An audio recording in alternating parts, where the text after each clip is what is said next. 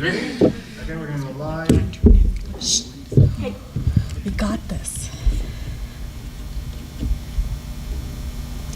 Hi guys, welcome to Roundtable Discussion. Hi guys, welcome to Roundtable Discussion. Welcome to us discussing mental health today. Before we begin, I want to introduce myself. My name is Raj Nahal, and I want to add something before I introduce my panel. I've been suffering from mental health for over 5 years, and before anyone talks about our experiences, I do want to acknowledge that this is a safe place. This is a safe place for people that have mental health, that have issues expressing themselves. So there's zero tolerance for bullying. Any vile comments that you feel you want to make or you want to tear us down, tear down my panel, it's not appreciated and will not be accepted. We're here on our own accord to bring this awareness to South Asian community where we feel that this is such a taboo. We rather sweep things under the carpet than actually acknowledge that, hey, we have a problem. Let's talk about the problem. Let's fix the problem. Or, let's ask a question like, what is mental health? What are the components of mental health? How does it affect? So that's what we're going to discuss. These ladies have been handpicked by me, and has nothing to do with the business they run. That's their bread and butter. Behind the business, there's a human being. We have to acknowledge them. We have to validate their experiences, their losses, their pain, and how they survived through it, what they did, how did they overcome it and become strong. So that's what we want to highlight, not anything else. So without further ado, I'm going to introduce my panel. And again, please be sensitive. This could also be anybody from your family that you don't know that they're suffering. So please try to understand, come from an understanding and caring place, because that's where we're coming from. We might make mistakes. We will make mistakes. We all do. We will talk about our experiences, and you may feel that, hey, they didn't respect what I felt. We understand that, and we apologize for that up front, but this is not to compare, this is to share. So without any further ado, on my left side is Suki, Sharon, Shannon Man, and I have Jazz, Preet, and we have wonderful counselor who's going to be talking things from her professional perspective and telling us and educating us and you, the viewers, on what to do to recognize the sign and anything else that will help us and help you in return. So let's continue on, and so let's begin with Jazz. So Jazz, when I messaged you and we talked, I asked you, hey, this is what I'm thinking, this is what I'm doing, and without any hesitation, you're like, I'm on board, Raj. What made you come on board without second thought that I want to do this? My goal was that I've had people come into my life where they share their experiences, and once the moment even one person shares their experience, that makes me feel like I'm not alone. So I thought that if I share my experience on a public platform like this, there may be other people out there with mental health issues that may feel like they're also not alone. Right. So when I start with my story, it starts from, I've always suffered from a lot of anxiety and insecurities due to bullying. I know I'm not the only one at this panel today that suffered from bullying from a very young age. It really forms your personality at the end of the day, and then people don't realize that because they say bullying happened 5 years ago, 6 years ago, 10 years ago, but they don't realize that the bullying that happened at such a young age and continued on through your teenage years and still is today sometimes, where that forms your personality and who you become and all your insecurities, and it basically forms the person that you are today. Yes. So I've suffered from a lot of anxiety, and that's where it kind of roots from. And in 2019, my brother passed away from cancer. So when he was diagnosed with stage 4 cancer. And we had to literally watch him die every single day. And when he passed, he was not the same person anymore. Yeah. And a lot of people came up to me and said, you should be lucky that you got to say your goodbyes. I don't find myself lucky to have witnessed him deteriorate for 6 months and then pass away at the age of 27 years old. I'm turning 27 this year, and I know that I have not lived my life up to what I've dreamed of my entire life, and he had a lot of dreams that just got washed away. I did not understand. And what a lot of people may not know is the day after his funeral, within less than 24 hours, I had to get on a flight to go to school in the UK. Wow. So while my family was able to mourn, and his friends were able to mourn here, I had to basically suck it up, because if I was in my room crying, I would fall behind in school. You were secluded. Yeah. Yeah. I was not able to address the issues, and I basically just bottled it up for a full year, and then COVID hit. I had to return home, and that's when I started to realize that I wasn't the same person anymore. My personality was not the same. I was not social anymore. Yeah. There was a lot of triggers for me. If a song came on, change the song. So you were withdrawn. I wasn't even able to look at his picture in the house. And the moment I realized, okay, I'm gonna accept counseling, I need counseling, that same month, my cousin passed away. Another one. Yeah. Okay. We got news that he drowned, and he didn't make it. So that alone, just his death opened up so many wounds for me that I had never dealt with. And it all came pouring out. I had to put on a face when I would go to his house to support his family or his friends or his cousins. And I didn't realize, like, what's wrong with me? Why can't I basically move on from it like how everyone else is? People started to smile when they said their name. They started to remember his name in a good way, and all these memories that they brought up. And here I was crying myself to sleep every single night.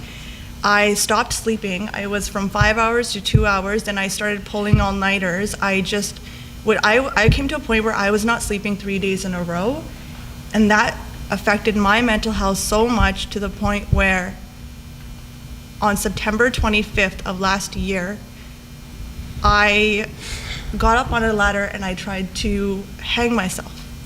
I tried to take my own life because I couldn't be here anymore, because nobody around me understood that I was just a different person. Yeah. I never claimed to be the closest person to my cousin or my brother. It was just the fact that I could not wrap up my head around the fact that these two good people went at such a young age, at 27, 26 years old. Tomorrow it could be me, tomorrow it could be my brother, it could be my sister. And these were the first deaths in my life that I ever experienced. I never had a grandparent or anyone pass away, and I couldn't wrap myself around it. And I felt like if I start to move on with my life, start to go to school, celebrate birthdays, do this with my family, I'm gonna forget them. Yeah. So in order to remember them, I have to stay where I am, mourning their death every single day. And that started to take a toll on me. And I just felt like it was the last straw for me. Because you didn't know how to deal with the loss, and they were both young men. Yeah. Haven't even turned 30, and you haven't had previous experience of loss to prepare you. And again, we're not in our community, we don't openly talk about it, right? It's like, koi gal nahi. It's okay, it's okay. And that's what really took a toll on me, was because the people that are around me, they never really, like my mom, she is obviously born and raised in India. Yep. There's no one around her that's had depression, so she didn't really understand, why do you have depression? you have such an easy life, I don't understand. And when I tried to kill myself and my sister walked into the room and called everyone down, everyone sat me down, and I'm just like, it's not that I want to kill myself, I just can't be here. Anything is better than being alive right now. Yeah. And that's when it was an eye-opener for my mom, and she helped me alongside my partner to get me the psychiatrist, get me the counselor. I'm on medication, I sleep every single night now, and I've started healing. Right, because depression doesn't have a face. It doesn't look a certain way, right? Rita, tell us, like, how do you know when you're depressed? Like, Well, the very early symptoms. The early symptoms, I think, Jessie, like you really explained how you saw the change for you. And you also explained how from a very young age you were bullied and how that changed who you became as a person. It left an impact, and that's what we call trauma. It doesn't have to be this life or death experience. It's this consistent kind of beatdown on who you are is what bullying is, and that changes how you feel about yourself. And from there you had these massive losses, yet that trauma was still carried with you, and it's kind of like the straw that broke the camel's back. And in our culture and our community, we don't talk about things like bullying. We don't talk about signs or symptoms of depression. When you notice that you were self-isolating, when you notice that I don't have the skills of how do I cope with this loss. You know, what do we do in our community if somebody passes away? Everyone comes over and it becomes an obligatory visit to pay your respects for the person who lost. But how do you grieve? And that's very individualized. There's so much beauty in our community that people can come together. Yes. But when you are feeling depressed, when you're feeling alone, when you're not sleeping, when you're not able to function day to day, you'll notice differences within your appetite, whether you don't eat at all or you overeat. You'll also notice that more days than not, you have no hope. You feel stuck. And I think, Jessie, you described your experience. You were stuck. You didn't want to die, but you didn't know how your experience could change. And I think those are key takeaways. Everyone has their story of what depression looks like for them. But to know that in that moment you felt so alone, and now yet here you are, right? So things can change. What you're experiencing today does not need to be your permanent place that you stay in. There is change, and you're not alone. You sharing this and sharing your vulnerability is showing so much strength to people who are out there, people on this panel. You know, in our community, we don't talk about mental illness, but we also don't talk about the authentic and genuine things that are happening in our lives. You are the face of this, and you are the face of that. But like Raj said, we are humans. At the end of the day, words hurt. And if we feel alone, we can be surrounded by everyone, but we're still alone. So seeking help, trying to make our families understand. You know, in the Indian community, if we don't have the words, you know, we don't have the terminology to say depression. And even if there is the term, it's not common language. It's not used. So we say mansikset, which means mental health. And we don't value that health the same way we value physical health or financial health or relationship health, you know? So that is part of health. There's no health without mental health.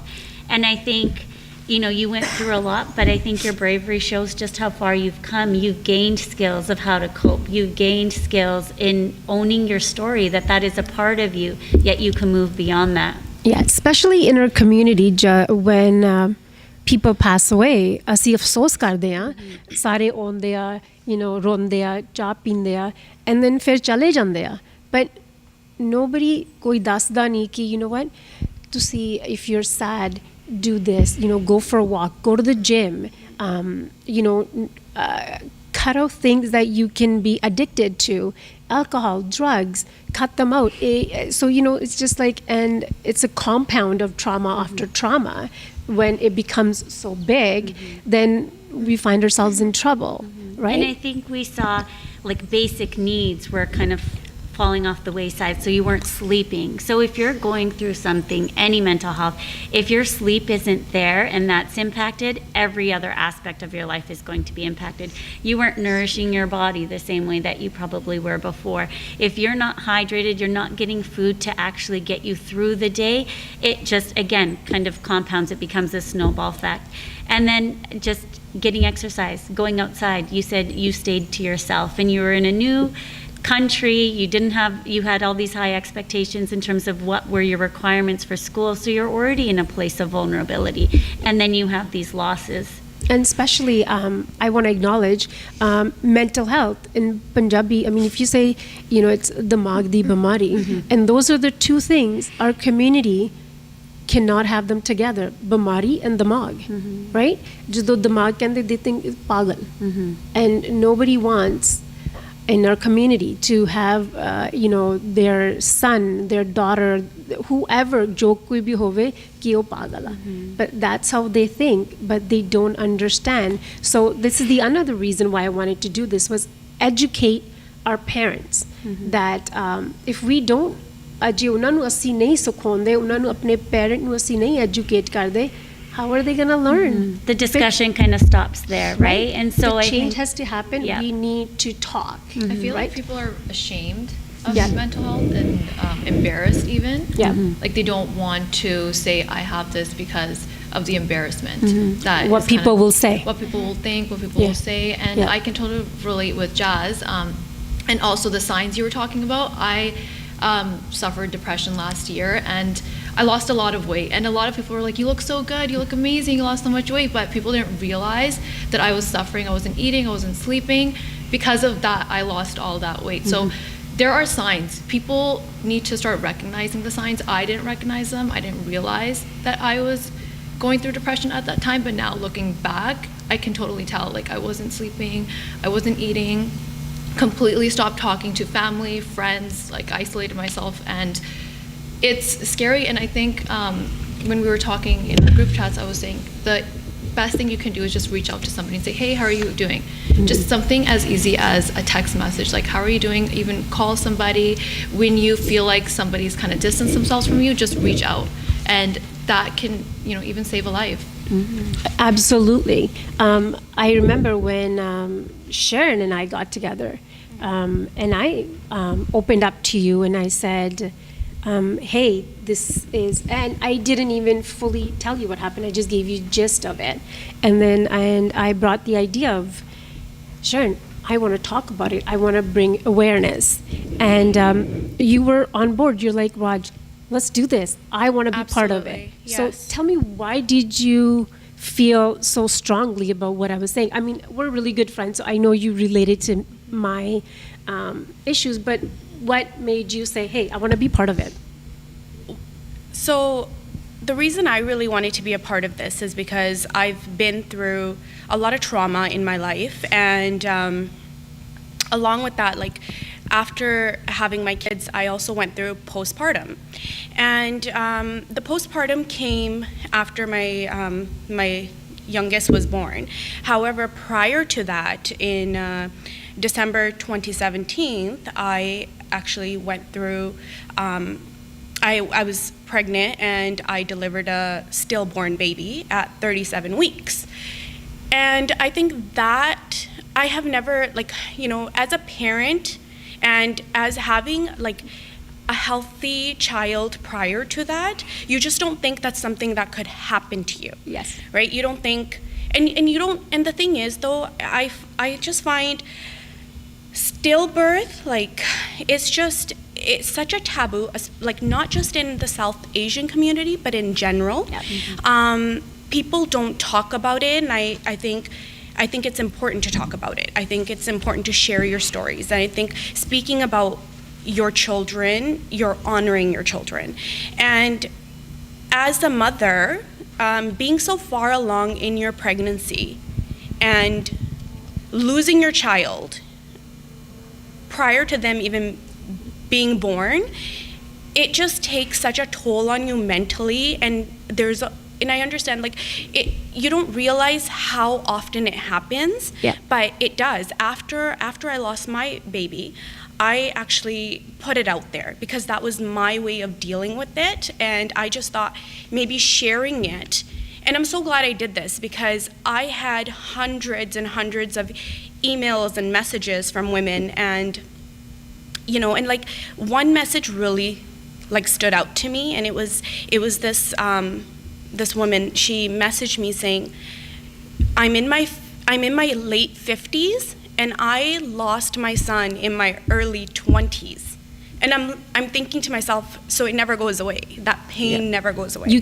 She's been carrying it for 30 years. Yeah, and one thing she mentioned was she never got a chance to speak about him. She never got a chance to mourn his death. And she was always told, "Koi na takri ho," right? It's okay, he wasn't meant to be yours. But the thing is, they are meant to be yours. That is your baby. You were meant to have that child for a reason.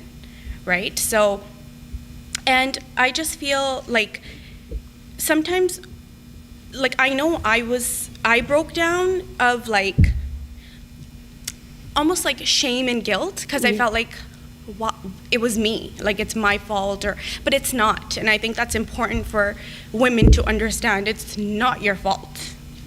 Sorry. No, and you're right, it's not our fault. I have a family member who actually brought this up to me 2-3 weeks ago, I want to say, and I shared it with you guys on our Zoom, and she had said that, Raj, some people believe that a kudi unlucky a ਜਦੋਂ ਦਾ ਇਹਦਾ ਵਿਆਹ ਹੋਇਆ ਘਰ ਆਈ ਆ ਸਾਡੇ ਕੁਛ ਨਾ ਕੁਛ ਹੋ ਹੀ ਜਾਂਦਾ and I was shocked.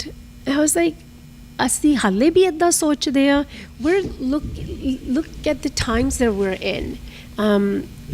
Like this world has progressed so much in everything else, but ਹਾਲੇ ਵੀ ਅਸੀਂ ਐਵੇਂ ਸੋਚਦੇ ਆ ਕਿ ਇੱਕ ਕੁੜੀ ਸਾਡੇ ਘਰ ਆਈ ਹੈ ਵਿਆਹ ਹੋ ਕੇ ਪਰ ਇਹਦੇ ਨਾਲ ਬੈਡ ਲੱਕੀ ਹੋ ਹੀ ਜਾਂਦਾ. But it's not, but it's to curb that thinking that I think we should talk about it. And and then we talk about now everybody talks about miscarriages, right, and infertility, like how hard it is. It's not because we're not a good parent or whatever, right? And I find, and that's another thing, like I know I have so many friends and family members who do deal with infertility, and and they're constantly being asked, "Tu ta nyana nahi lanni, what's, have a kid now, you've been married for 4 years, you've been married for 3 years," or whatever it is. But I think a lot of people, I just find in our community, there's no filters when it comes. There's no boundary. Yeah, they just think, oh, let it. But I just feel like it's very important. Like, and I find our generation is a lot more sensitive to topics like this, whereas maybe our parents' generation, especially our grandparents' generation, they're not, and they just say whatever's on their mind. And I think and our parents' generation, you'll notice. There's more mental illness. It's just not spoken of. It's hidden. It's like they take it and they bury it, and they don't want anything. Don't worry about it. You're fine. And I think I mean, if you think about it, in a perfect world, like no family would ever have any problems. They wouldn't have infertility issues. They wouldn't have bullying. There wouldn't be loss of babies. There wouldn't be miscarriages. But unfortunately, we don't live in a world like that. There are problems. There are issues. So it's important for us to talk about it. And one thing I noticed, I just felt, and like Jazz said, like during that entire time you were grieving with loss, you felt alone. And I felt alone. I felt alone because I felt like no one could relate to me, but I had one person in my life that could, and that was my mom. My mom actually lost a baby before she had me, so she was my biggest support at that moment. And I asked her, like, how did you deal with it? She goes, I didn't.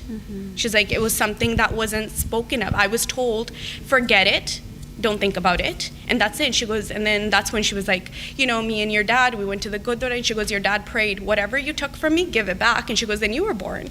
So I just find, like, and then that took me, and I'm like, wow, you really didn't have anyone to lean on, but one thing I could say for sure is speaking about it really has helped me. I talk about it, and even when I mention, like, if someone asks me how many kids I have, I always say 3 because that's how many kids I have. And I always say, like, okay, and then, you know, because people wonder why I have a gap in between my daughters as well, and then I tell them. And now I actually feel stronger, and I feel like I can talk about it. I feel like I can talk about her without always breaking down, you know? And of course, like, I just find, like, when it comes down to our feelings and what we're experiencing, whether that's like you can't sleep, you can't eat, I had major anxiety. Like, something would happen, I would just start shaking. I would go numb, and I would just start shaking, and I wouldn't know how to deal with it. There were times when I would call my husband at work, and I'd be like, you need to come home, right? But I think the most important thing to do is, I think as a society, we're trained just to make serious things seem lighter than they really are. Yeah. And just be like, okay, you know what, don't worry about it. Like, everyone Or feels suck it up. sad, you know, like, sometimes you feel sad, sometimes you're upset, but get over it. Like, it's okay, go, you know, why don't you just keep yourself busy? And no one wants to talk about it. No one ever says, but why are you feeling this way? Why are you sad? Why can't you sleep? Why can't you Because eat? we don't want to know. We don't want to know. And on that, I also want to acknowledge, you said that, you know, and it's a valid point, that our mums or the naniya and dadiya, jere previous generation there, that they never talked about it because they were in India, and it's such a big taboo ke kisse nu dasna nahi. Going back to, again, nadi no nu kuch problem ya. She's a bad luck tahi edda hoya, right? And so I want to acknowledge ki sadi mammiya, mother-in-laws, naniya, dadiya, whatever jehde generation they are, it's because they didn't know. ਉਹਨਾਂ ਨੂੰ ਪਤਾ ਨਹੀਂ ਸੀ ਜਿੱਦਾਂ whatever they were taught, ਜਿੱਦਾਂ ਉਹਨਾਂ ਦੀ ਮੰਮੀਆਂ ਨੇ, ਸਾਡੀ ਨਾਨੀ ਨੇ, ਸਾਡੀ ਦਾਦੀ ਨੇ ਸਿਖਾਇਆ, that's what they're doing because they didn't know any better. So the reason for this discussion is, let's teach them better ways, because we grew up in this culture, which we can talk about things and we acknowledge that we shouldn't bottle it up, right? So Shannon, I know you had, when I messaged you, again, you were just like right on the ball, like, I'm in, count me in, let's do this. And I was just like, wow, okay, this is exciting. I'm getting everybody not questioning my intention. So what were you thinking when I messaged you? Well, I think it's important to use social media platforms for something good. Yeah. Like for change. Like when Sharon came forward and talked about having her stillborn and the process she went through, I went through something similar later on, and I talk about it in a podcast, and I found that was super therapeutic. And it is really nice when, as a community, women reach out and say, I've gone through this too, but nobody talks about it. Like you walk into the fertility clinic, that dealt with infertility as well, and you see all these like young brown couples, you know, that are there, but it's like nobody wants to discuss these topics. And I think why you're there in the fertility, because we all know it's in fertility why you're there, but just to kind of acknowledge, you know, yours, like, hey, your struggle, and the fact that you pointed out something, I think that's so important, and I think it's bled into all my issues that I've got, and really changed the way I live my life, is that culture of silence. Yeah. And not allowing women to have a voice, and not valuing our opinion and in our decisions. Yeah. We are asked to sacrifice so much, but like I've always questioned, like I'm a very logical person, like, but why? Why are these rules and systems in place in order to kind of control me? And not only why, but who are they who are they to benefit? Yeah. It's not to my benefit. It's to the unknown lok or Ijit or whatever. Loki. And I've always been that person where I am like that. That's why I posted that black sheep meme, because I'm totally that girl. Yeah. So if you cannot justify to me of why these systems are in place, I'm not interested. Yeah. I'm literally like, take your traditions back. That's not for me. Yeah. And that's happened in my life over and over, sort of like growing up. Yeah. So with I'm pretty sure my dad had undiagnosed mental illness, and it was a really abusive place to grow up, and it was like a nightmare. But my mom had to deal with it, because when she turned to people for help, she was ignored. Yeah. You know, she was kicked out of the house with no shoes on, and she went to family and said, I'm scared for my life, and people shut the door. And just kind of now talking about it, recently I've experienced that in like people that I know, women who've taken their lives because of that support not being there. Yeah. Right? And now we pretend that these women don't exist. Yeah. And like the whole culture of like gal dabniya, right? Yeah. I kind of have it. I think like some of my family think I've totally lost my marbles, but I feel like, you know what, I have a platform. I am going to talk about these things. Yeah. And if it makes you uncomfortable, just stay off my social. Yeah. You know what I mean? Like no one's asking, like I'm not asking for your opinion. I know that there are so many people that are silently suffering through this. Like we teach a class every year called Facing the Mirror, and it's about anybody who's gone through like trauma or stress. We're just trying to make women feel beautiful and teaching them kind of like, I know a lot of people think, or you know, my company's kind of like mindless, it's beauty, and but beauty also empowers you and makes you feel a certain way. Yes, when definitely. you have like low self-esteem. And that's one of the reasons why I like love fashion and beauty and makeup, is because as a child I was constantly being told like, you're stupid, you're ugly, you're never going to be anything. And I find too that it wasn't just my family that was happening with. As a society, as South Asians, we don't validate each other. No. If somebody does a good job, it's like we ignore them. And like even professionally, I feel like my company's dealt with that, where I feel like we have, and I'm not asking for like accolades or like, you know, want to pump my own tires, but I feel like we have really created an industry and something beautiful, but those same people that might be inspired to take up the same craft will be the first people to say, oh, they're not that great, or pretend like we don't exist. Our society is good in tearing down. Yeah. Yeah, let's tear down people that are doing something good. And we came across this ourselves during this panel when, you know, we started voicing it. We're doing this, and we all got very negative messages. And questions like, who are you guys? Yeah. Like, well, no. What do you have to bring to the table? Yeah. Yeah, and I don't know where I ended up getting this like unhealthy confidence from, where I feel like I love it. like where nothing, I feel like I've just been through so much. Like, and I said this to us in the group chat too. I'm like, I just feel like I'm this house. People throw eggs at it, and the eggs just kind of slide down on the outside, and I'm like, whatever. Like it takes a lot for me to Because sort at of some get, point we have to stop accepting the negative things that are hurled at us, Yeah. right? Because But enough were is you- enough. Sorry, were you always like that? Like, were you always this confidence, or did it take time to kind of build up to where you are now? No, I think it was always there, and I don't know where it comes from. And I was talking to you about this too. Yeah. Like I have a sister who's gone through very similar things. Our lives are very parallel, but she just wasn't able to cope, and it really affected her self-worth. And like what made me, and I see that in my kids too, like children are just born with like a certain personality. Yeah. I think actually no, I think I know where it came from. When I was little, my grandparents lived with me, and my dadaji, I was his ladli. I could do nothing wrong. I was the sun, the moon, and the earth. Like Yeah. I don't know what. Like, Usually the firstborns are. But I also think Oh, I think that also speaks to the fact of like, if we're talking about our community, you need one person. Yeah. That's all Every you kid need. needs one person Exactly. Yep. who knows that no matter what, they will be there for me. It's Yeah. attachment. Yeah. We don't talk about attachment within our community, and that's what you got from him. Yeah. Yeah. And even though he was 3 when he went back to India, my dadima, my older sister, was her ladli, but my dadaji, I was everything to him. Yeah. And he would call from India. Didn't care about anybody else. He's like, how's my motu baba? Yeah. How's my baba? How's my motu baba? And I always carried that with me. And my dad also, even though, and this is the really messed up part, is even though he was such an abuser to my mother, he always told me, tu kuch banna.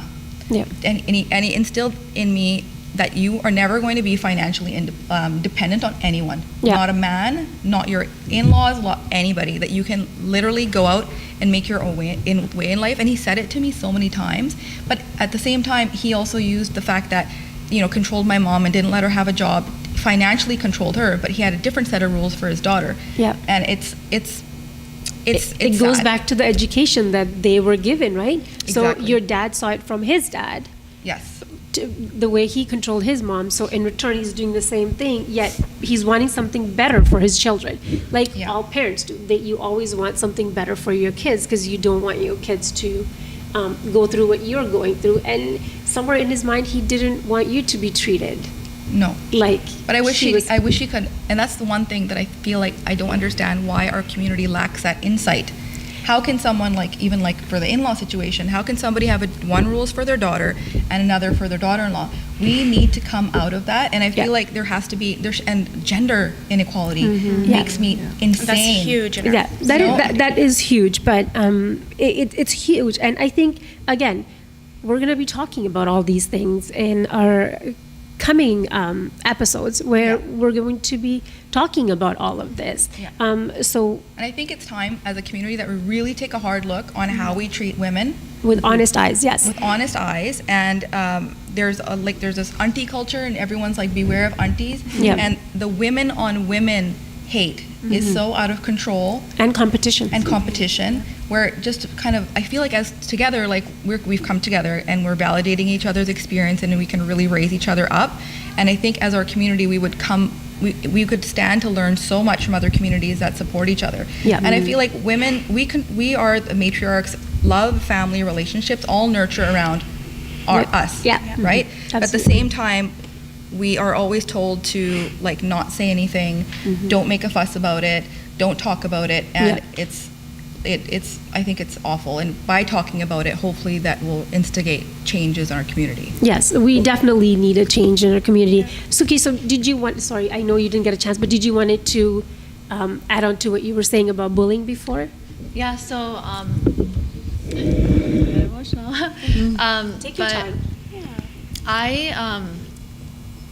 I started getting bullied at a really young age, like Jazz.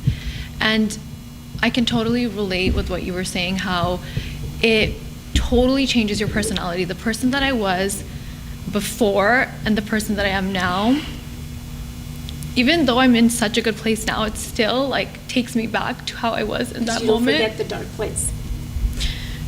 And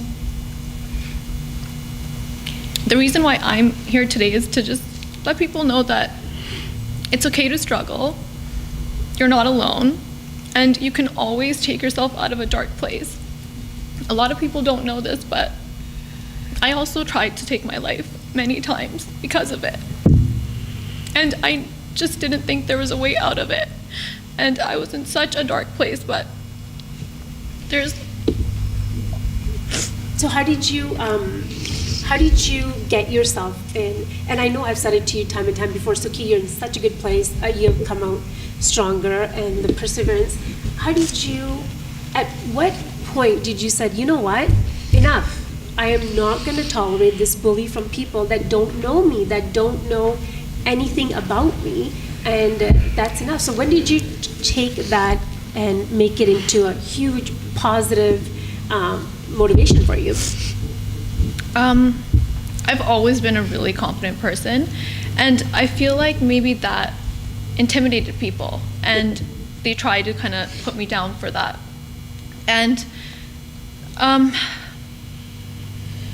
it took a really long time. Like, I really had to learn how to love myself again, and just to teach myself to just go back to that person that I was before everything. And I feel like a lot of people struggle with this, but nobody really talks about it. And that fear is because they're going to think there's something wrong with me. Yeah. I am abnormal. Not that there's anything wrong with our society on judging us, tearing us down, and just saying demeaning and belittling things to us. But it's us. And I don't know what it is amongst females and women in general. I just find when one woman sees that another woman is doing well, is doing good, is strong, something inside them, it's like it triggers them to Kibosh that. Yeah. It's like we've been socialized that there's only so much. There's this limited pie, and if Shannon has it, Sharon can't have as much, and then Suki can't have as much. And that goes similarly to why there is this divide between men and women in our community, right? Why were those systems kind of put in place? So women stayed in this little box so it benefited them. And in the South Asian community, we don't talk about it. When I was going through what I went through, I didn't know how to communicate it to my parents. And they didn't know how to communicate what I was going through with me. So it was just like a back and forth struggle. I felt like I had nobody to talk to. And even, it was like over a decade ago when it first kind of started for me. I felt like there weren't that many resources. There wasn't really that much help. Now there is so much more help. There's so many resources. It's so much easier now. Because we're starting to recognize we're mental talking health about is it actually now. And social issue. media, as you know, And I think it helps so much too having South Asian therapists. Yes. Yes. Nobody 100%. understands the lens, and I feel like a lot of marriage therapists, like even 10 years ago, and I recommend marriage counseling for everybody. It helps there's so much. nothing wrong with that. And it helps so much. But a big argument that I would hear, let's say if I suggest it to a cousin, and my husband won't go. Oh, she's not upbringing. She's not going to understand. Right now, thank goodness, there is so many resources that can help us through the lens of how we grew up and understand the issues that we might have. Where if you're standing with a white therapist, they're looking and at they they don't understand how our community works. And right? there's directories specifically for BIPOC or South Asian therapists where you can say, this is where I'm located, how can I get someone who's going to understand? And every family has their own unique dynamic, but having someone who shares the same cultural background will have aspects of that within their own upbringing. Everyone can relate to the dynamics of like in-law challenges or moving into one place, or maybe the limitations if you're a daughter, you know, like all those things that we talked about before, that a Caucasian therapist would say, well, why don't you just do that? Like, this makes no sense. Like, you are empowered. You have this independence. Well, in our community, that's not necessarily the case for everyone. I think it helps to understand too that hurt people. Oh, 100%. Yes, Right? 100%. So that the things that Suki's describing and that have happened are coming from, and that's why I try to, instead of getting angry at somebody who might leave a comment, like I won't even respond or open messages, but I sometimes have said, like, you know, you're really angry. Yeah. You need some help. Because happy they're people coming from a broken place themselves. and they're projecting some experience, or somebody maybe that made them feel bad, or they didn't have the confidence to maybe be on social media or put their face out there, so they're going to try to tear somebody else down. I think that's really important that people recognize it. The people that are making the comments, like, take a second. If you feel angry or you want to say something nasty to somebody, take a second and think, where is that coming from? Why do I want to hurt this person? I've actually responded back to a few people that did leave negative messages and just had a conversation with them. And they've actually apologized. Like, I'm sorry I said this to you. I was Because just... you're calling them out. Like, why are you saying this to Yeah. me? Because you're so much stronger and you're not a victim anymore, right? And You're taking sometimes it in that's your all hand. someone needs is someone to talk to. Yeah. So I think Yeah. the fact that you gave them that little bit of that attention, Yeah. saying, hey, are you sure you're okay? I think that's, and it comes back. just sending positive vibes Positive back. That's vibes all I back. did. And they were like, you know what? And I'm a- sorry. Yeah. And a lot of people don't get that. You know, I feel like a lot of people come from broken homes or broken families, or families that have lack of communication. You know, I know families that if a problem occurs, they think bearing it, not communicating about it, and staying quiet for a couple days, and then coming back and just acting like it's all gone. But then that's when you're holding grudges. There's a lot of resentment, and then it comes back in a form of depression or any sort of like mental illness. So I think I think it again, like going families, even as families, like seeking help as a family, even I recommend. Like, if you know there's this like cycle and you're having a problem talking to your parents and you just can't take your parents in, you know, because they are obviously having those communication issues too, and sometimes just talking about it will resolve. 100%. And I do also want to recognize right now is that we are all women on this panel, and you know, there are men who suffer. Bandya Nubi Hundia, and I want to acknowledge that one of our really close relative that I was close to in our side, he passed away. He committed suicide quite a few years ago. But he was an alcoholic. But everybody said, "Oh, ni karna mangda, o pinda bota."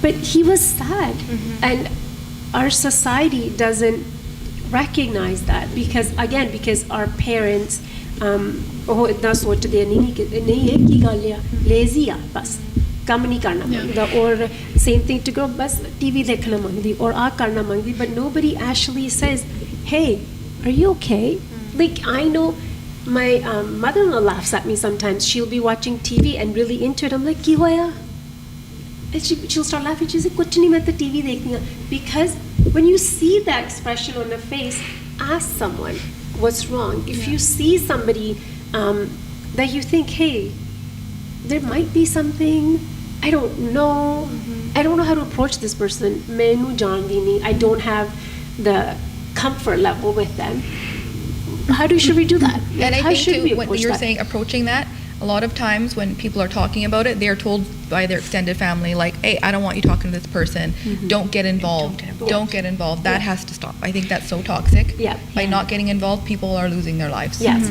So, And I think that's what everyone who's shared their experience has said. The moment I spoke up, like Sharon, the moment you shared your story about your loss, you got this influx of messages. And it's because if you give a voice to it, people will come and say, hey, that was my experience too. And they feel a sense of sisterhood with you. Yeah. So, people probably will still share with you like, hey, that happened, but now I'm pregnant. You'll get updates, and right? I get updates all the time. Just recently, I got another one. You were sharing that. Yeah, and those messages, honestly, like it makes my day. My heart it's so full when I get those messages and then I look at my children and I think, like this person messaged me 2 years ago sharing their experiences with loss or miscarriages, infertility, and telling me how devastated they are, how lonely they feel.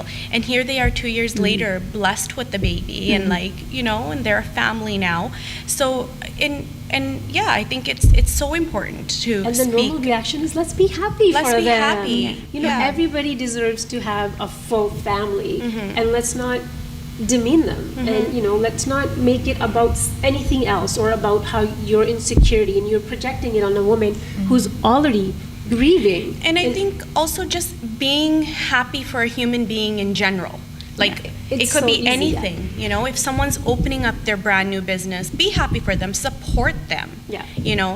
I just, and I think that's so important because, we all have some sort of, we all come from small businesses and, we have something that we're running. And I just feel, where I feel like we're also supportive towards each other. Like, I know I'll repost your stuff or your stuff. And I just find, and that's the vibe I want to give out is like, there's enough room for everybody to be happy, to grow.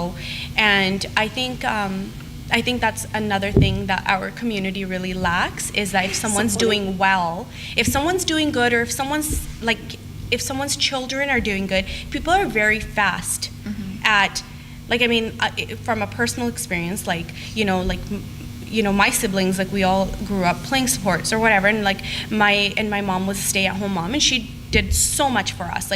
Her focus was on us, but it was always, oh, well, let's see if your kids, F up or yours. And it's like, okay, but my mom would be like, why would people say that? Why are they not happy just seeing you guys succeed? Yes. And but the first thing they want to say is, well, let's see if your kids will F up. And it's it just doesn't make learning this in our culture. Yeah. I think we're coming from a community, it's all communities, but the South Asian community specifically is what we're talking about today, is we're coming from a community that has intergenerational trauma. We all have families who came from India. We know what happened in India and the partition and everything that happens with Jamina and this and that and the families. We're coming from a community that has unresolved trauma. They don't have the language to explain what happened and how they're feeling. Right. And mental health is this unknown. Because what has it been described as? It's been described as, oh, siddha, oh, onna de duna hoya. There's no language to say actually what it is, right? And so there's a lot of fear, even with us who have this knowledge. If there's something that's unknown, there's fear. Us coming here and putting ourselves out here, especially you guys, I'm not, but you guys putting yourselves out here takes a lot of courage. The three of you sitting side by side in the same industry is even visually just showing that the three of you can come together, support one another, another for the greater good.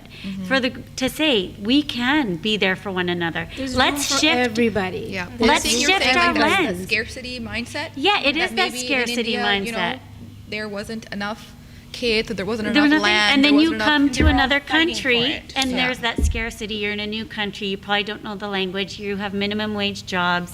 You're doing all this. But if we really look back at like our parents' generation who came here with nothing and made so much for themselves, that should be celebrated as a community, not as Shannon's family or Sharon's family or Jesse's family, but as a community. Look at how much the South Asian, and I'm Punjabi, so the Punjabi community has done just within all of Canada. There, you don't go anywhere where there isn't a gurdwara or a mosque or a mandir.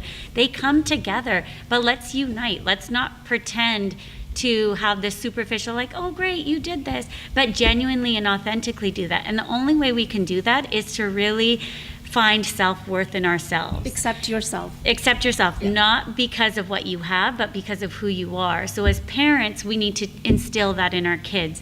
As children, we need to instill that into our parents and not just see them as our parents who have these backward attitudes, I this, feel that, like and we the have to other. educate our parents before Yeah. we instill anything. And also, I feel like we should forgive them because they Yes. didn't know any better. They didn't know. And like And how, they tried their yeah, best. and just to touch base on what Jazz was saying, you know, they don't understand because they're like, you know, we had a harder life. Yeah. How could you guys say you're depressed or going through what ਤੁਸੀਂ you're going Ki through? ਕੀਤਾ ਜਿਹੜਾ Yeah, ਤੁਸੀਂ what did depressed you ਹੋ do? ਗਏ? You have ਅਸੀਂ such ਕੰਮ an easy ਕੀਤਾ, life. ਅਸੀਂ money We ਦਿੱਤੀ did ਆ. everything for you. We Yeah. brought you here. We did all of this to give you guys a better life. How can you say you're struggling?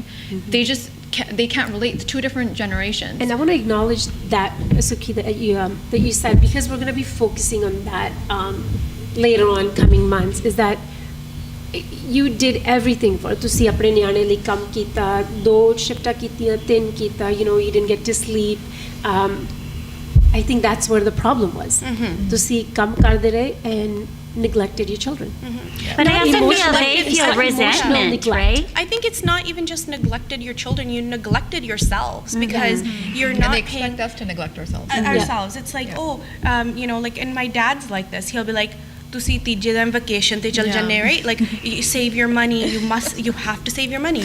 What are you gonna do when you're older? Nope, And I'm like, you can't take it with. I was like, yes, but you have to do everything, and you have to like In moderation. in we should, moderation, yes. because I don't want to, and I always tell my dad this, I'm like, I love you guys so much. And recently, actually, I talked to my mom about this, where I was like, Mom, the changes I am making in my life are from watching you. I am taking your mistakes and I am not letting that happen to me, because I don't want to be where you are right now.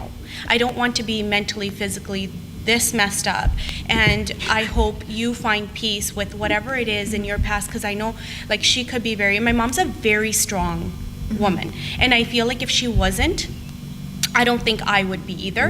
So I learn a lot from her, but I know I can see exactly like where she's not listen to herself or They her were feelings. raised to like put everybody else before themselves. Before them. Yeah. They were never taught to make themselves They a didn't priority. have a choice, and now we And have a they didn't choice have- to yeah. do that. And I feel like that's what we're trying to change in our generation. Is But it- I think but they you- did you have a get- choice, you- right? If you yeah. look at them, they did have a choice, but they wanted to abide by the social and cultural norms of like kisnu dasnani, like gal gabarni, or whatever it is, because it's hard. It is hard to make change. It's hard to ask for help. But especially when you have a community that's just bombarding you with, or family members who say like, you better not talk or else. And no one knows what that or else is. And for some in our community, that's domestic violence. For others, it's, persecution or whatever. So I think it's important to know that we all have a choice. Like even our moms at this age or our grandparents at this age, you have a choice. I think what Jazz means by that is a lot of moms were stay-at-home moms. Yeah. They weren't financially independent. Independent, And if right. you didn't have that, you kind of didn't have a choice, or And some kind of didn't know freedom. friends. You didn't have the because freedom. where yeah. would you go? Your husband Yeah. was supporting you. And we also, I mean, amongst us, like we all, we're all always like, okay, self-love. Teach yourself to love yourself first. And I find like our parents, they don't know what self-love No. is. They just know the love for their children. So it's like, you just work for your children and you do this for or they're doing it for their parents. So it's like their parents and their children. It's never about themselves. And I also think like in our community, I think being like allowing yourself to be vulnerable is so important, you know, because show compassion and show like, you know, it's I think like it's so much comes out of allowing yourself to just speak out, be vocal, communicate. On that note, sorry, on that note, I know I've been preet. So the only one person's My turn. only one person's not even business that I'm going to acknowledge by name is the Kaur movement.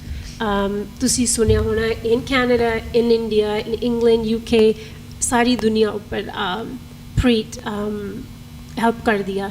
So preet, when I sent you the email, again, I think I sent the email. I didn't even have a chance to close my laptop, and it's like, ping, and it was like, I am on board, and I was like, whoa, girl, you're fast. So when I asked you that, and you're so busy, and I definitely believe that you're doing God's work, and hats off to you.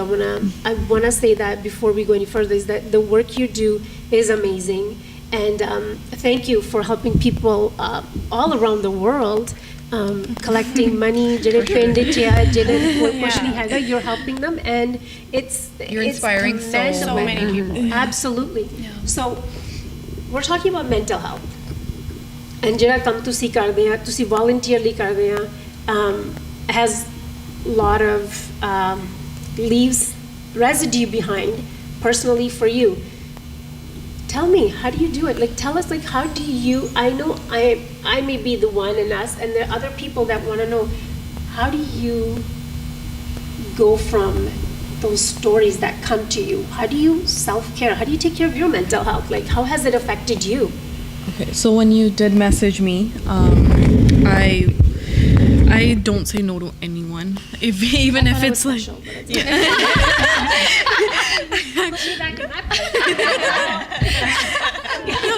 but actually, seriously, like if it's even just 2 people in a Zoom meeting, if it's just a discussion with one person, I never decline.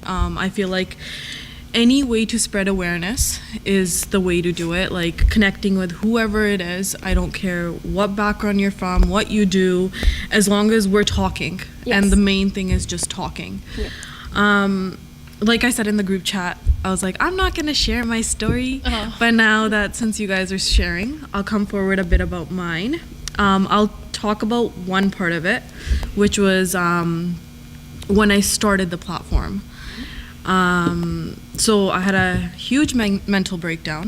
I had a lot of stuff that happened in the past related with sexual abuse, but was never kind of taken seriously because it wasn't rape, right? But I had I think about 5 people that I was sexually abused by as a child, and I came to my end straw. I don't know why. I feel like I was just so silent for so long, not talking about it, and like dealing with it on my own. Like I did tell my parents, they did deal with it with a family meeting, and not a police report. The person that sexually assaulted me was my own brother, my adopted brother, my Masi da Munda.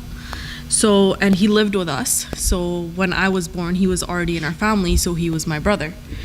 And as a child, when I was in grade, I think 2, I went to Casa school. So everyone is Amritari there. So I decided to jump in the thing and be like, yo, I'm gonna do it. And I was 5 years old. Very passionate with it, and I was like, hey, this is what I want to follow, and this is what I'm going to do, and I was happy. My parents were not happy. They were like, oh my god, the Gurdwara or the school decided to do this, and didn't even kind of inform us, kind of just did it. And I feel like it was pressure now that I look back. I feel like it was pressure because everyone around me was Amritari. So you Amrisha I was at age of 5 or 6. 6? Okay. Yeah, and age they 6. didn't ask your parents? They brought it forward saying she's about to do it right now. And Did they're you like, think why are that you they stopping treated her? like people that were differently than the ones Oh, that they weren't? treated me Because like shit. I went to Coastal School as well. Yeah. So I can totally relate. It was bad. It was, yeah. You went to Coastal School? Yeah. Damn, I didn't know that. Yeah, but it was horrible. Yeah. Like the Yeah. way they treat you just because you don't keep your hair. Like at that Yeah. time I had my hair, but it's just like the ramal wasn't enough. Yeah, it wasn't. Yeah. You were shamed for not being Amritari. They Yeah. pressure you into it for sure. They pressure. I know they did. I like know for a fact. And as a kid, you want When nothing you- more, you but don't know you the want feel to fit in. accepted. Yes. and Yeah. fit It was in, the yeah. acceptance for me, and my parents kind of felt guilty even saying no to the granthi at that time over the phone, Yeah. because this was all my parents weren't even God. there. I just did it with a bunch of like kids. Yeah. Like this was a conversation on the phone, and all of a sudden I'm like all dressed up, like Mom, I'm Amritari, and I kept it till age 15 or 14. I lasted that long, and the reason I cut it was I started hating on God so much, and that was because the person that sexually assaulted me was also an Amritari. And then so that was actually the main reason. It's okay.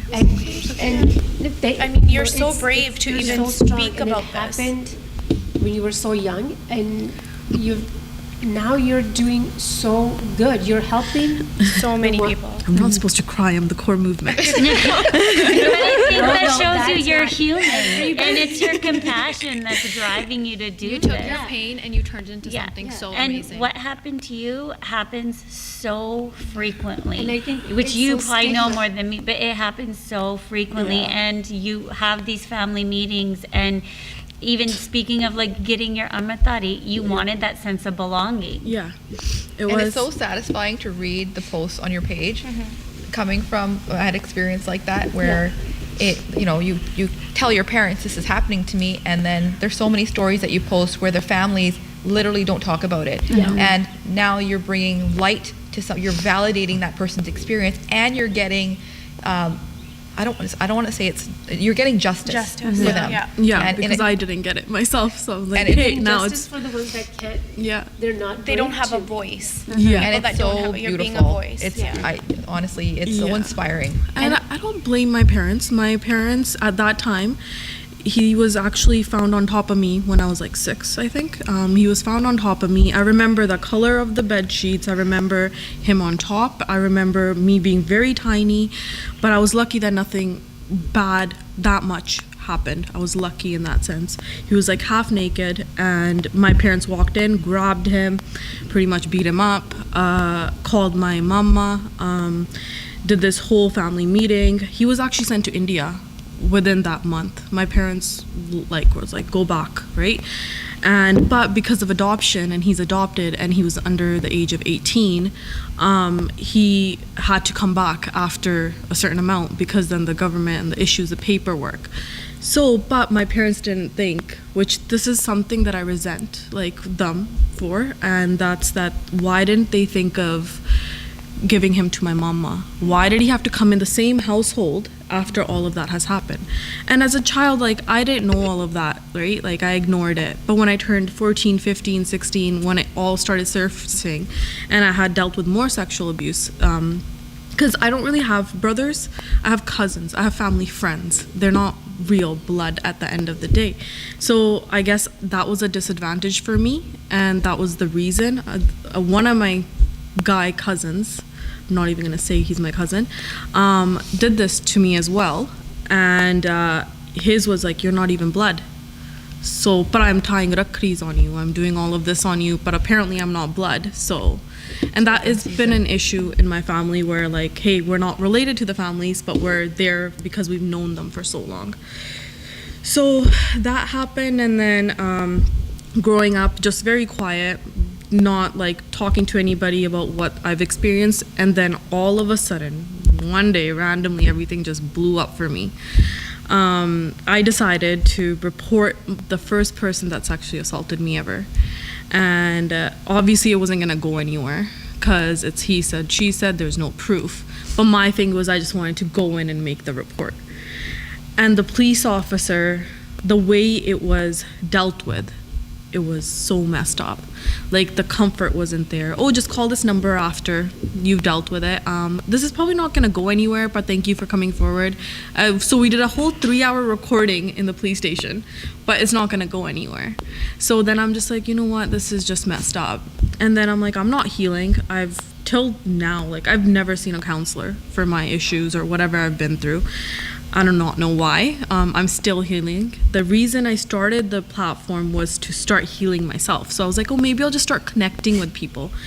And the page was called Hush Hush. It was not called the Core Movement.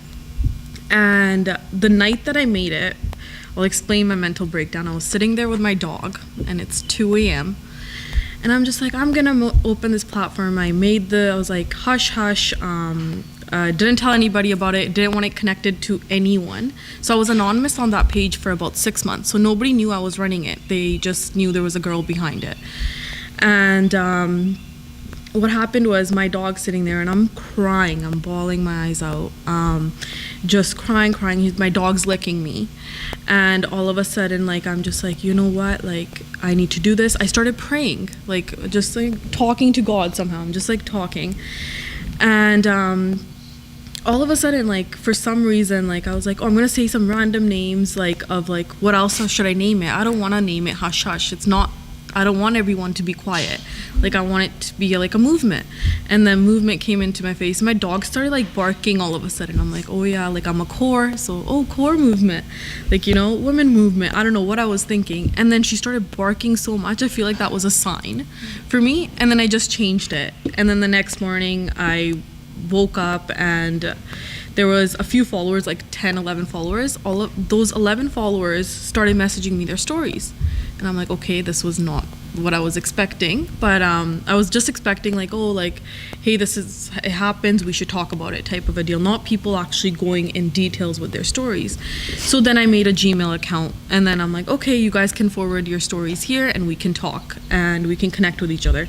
My thing was not to just post the stories. Mine was more connecting with them and giving them support, even though I haven't gotten it, but I wanted other people to get it. You were making it right for what you had been wronged. Yeah. Right? So I was like, you need the support. You're not going to be alone. My cousins, my family, friends that treat me like amazing when there's a family function going on. Oh, let's take pictures. Let's do this. But you knew that I had a breakdown and I ran away to Toronto at 2 a.m. and got onto the first flight. If it was even Australia, Toronto, I didn't care at that point.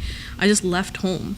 And I got onto a flight and I ended up in Toronto and I was there for 4 months having my mental breakdown, which was aired on the Core Movement platform for I can go back and see my highlights and I was like, oh my God, like I had mental health issues.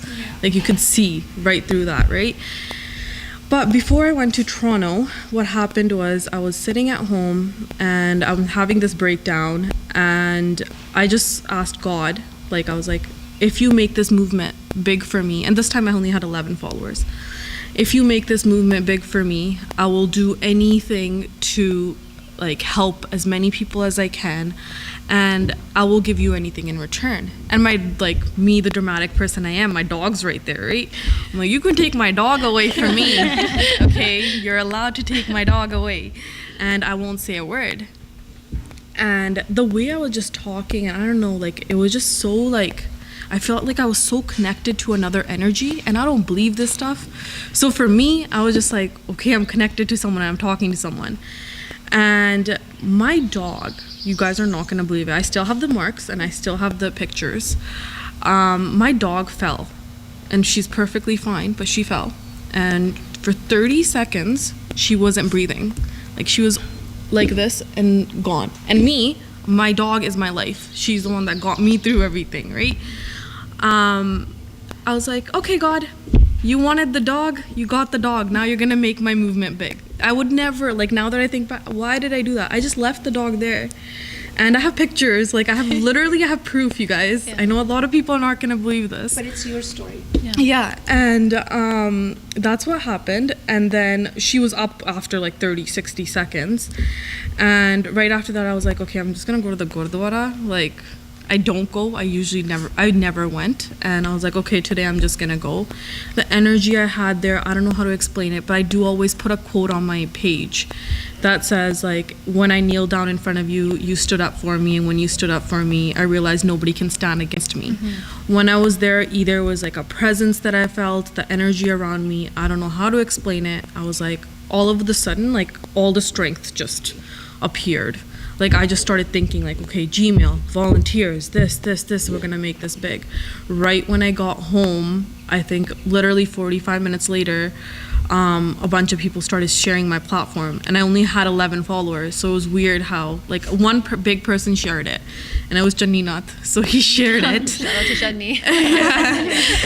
He's the first one that shared it, and from there, like, you know, the pages, meme pages, Jack be like to, like, all the pages, they just started sharing, and I'm like, oh my God, my prayer was heard. But then I did not expect the amount of stress I was gonna receive after getting all of that, and that's when my mental breakdown kind of started. And one night I was dealing, I think, with a case that came forward, and she was trying to commit suicide, and I didn't know where her location was, and she's messaging me, but then she would disappear, saying that my dad's gonna sexually assault me in like a half an hour. What do I do? And I just lost it, and then didn't know how to deal with it. Went to the airport. I don't know what bus I took, but there is a bus that goes to the airport in the middle of the night, you guys. What? And Don't want you. just saying, it goes like at 2 a.m. So someone's child runs away, Kaur, thanks. Yeah. And then I ended up in Calgary before this I got the tattoo. The tattoo was for the movement, which is the Sharni Lioness. Got the tattoo, it was swollen while I was on the plane, and then got to Toronto, and I had zero money. I was broke. I was just connecting to people on the core movement, connected with a bunch of families that needed support, went to family after family, somehow was never homeless, and just helped them, and I would just leave. Like, you know, like, you just appear, just go there, help them, leave, and it was something that was happening. And then one day I did not have a place to go, and I just started walking, and you guys, I walked 17 kilometers in the rain. This is my mental breakdown, like, this is something I just want to do, I guess. And then walked 17 kilometers to a Tim Hortons somewhere in Toronto, and while going that way, my battery was at 2% before leaving, and I had a bot on, and that bot didn't stop the whole 17 kilometers, and I have screenshots again, and I posted everything, and it did not turn off. Either it was off and I just thought it wasn't off, like, I don't know, but I heard the whole bot for the 17 kilometers. And then all of that, like, I guess I was just testing myself, like I'm just gonna put myself in dangerous situations. I would put myself in situations where I know there was gonna be abuse. I was putting myself in front of sexual abusers that I knew that were sexually assaulting girls, and I would find out through the page, and I would go as like I would dress up in a certain way to make myself look attractive, and hey, you lay an eye on me and try to do something without my consent, and I'll catch you. And I've caught about 30 people like that in Toronto just itself in 4 months, just putting myself in bad situations. And the situations were really, really bad. And it was just me saying, I'm gonna like save this girl from you by catching you red-handed. And I did save those girls, and I'm proud of what I did, but the way it was done was so wrong. The way I handled everything was so wrong. And then randomly I came back, after 4 months, I decided to come back home. My parents obviously tried to contact me, but one thing that really upset me was all these cousins that I did so much for, all these people that I used to do so much for, where were you? Like, where were my messages? Where were you guys when I was having a breakdown? And I know, like, I was there for you guys, so where are you guys now? So, like, my friends to my cousins, like, I can't name one person that was there for me. Not even one. Like, I went through it on my own. The platform I made on my own, not from anyone's help. Yeah, people shared, but I did it on my own. And people thought I was crazy for the platform. You're not a Kaur, you're not even a Matari. So that was thrown at my face. you're not a real core. You shouldn't be calling it the core movement. There was an anti-core movement page made. There was like a lot of hate from uncles and aunties saying, yo, you're just hating on the Sikh culture and our society and you're making it worse. You're saying all these bad things for our community when you're supposed to be na shine karna chahiye, ye gallan nahi samne aaniyan chahidiyan. And then I just continued, and now I'm at what, 68K followers with like 1,000 emails a day with 50 volunteers. And why is that? Like, it's something we need to examine as a community is why aren't the people closest to you your supporters? Like, it's the love from strangers that kind of carries a lot of us, you know, and that you find, but then you get messages from people like, why are you, you know, like with things I've talked about, somebody will chime in, like it's almost like an all lives matter thing. Like, I didn't go through that. Can you talk about my family? No, get off my page. It's not about your happy family. This is about all the damaged people that want to talk to each other. So Like, I think the one thing we all have in common here is mental health. And I'm going to share my story, but I want to get Rita's expertise on this. We talk about mental health. It's such a broad spectrum. Mental health has different components. The basic one, ਅਸੀਂ ਆਪਣੇ ਸਰੋਤਿਆਂ ਨੂੰ ਕਹੂੰਗੇ ਕਿ what are the signs? Basic single sign. People say anxiety, and there's also nervousness. Their two are kind of a little similar, but anxiety is more leads to more severe illness. So what are the symptoms people should look for when they are feeling that I think I have anxiety, I think I'm going into depression, that at a very young age, what should we look for? What are the signs that as a parent, as a family member, as cousin, as friends, that we should look for? So we recognize, hey, my friend or, you know, someone I think is, you know, showing the presence of these symptoms. Yeah. So the first thing I'd want to say is we all have moments of anxiety. Anxiety is a natural component of what gets us through difficult things. The challenge with anxiety is when it becomes harmful to your daily functioning, when you find that you are limiting things that you once used to do because you are anxious. You're limiting your access to people or places or activities. If you're finding the signs and symptoms of anxiety that most will often are talked about are kind of like feeling like you're having a heart attack or your heart is racing really fast, or that shallow breathing where you feel like, oh my gosh, something is happening to me and I can't take a deep breath. It's a heavy weight on your For chest. some, it's a heavy weight. For others, it's that feeling like I can't take a deep breath. I'm going to pass out. I can't breathe. So your heart is racing. The other components are those racing thoughts. So in your head, you're going to have a lot of thoughts where it's like that reel is playing over and over again, and you can't manage that.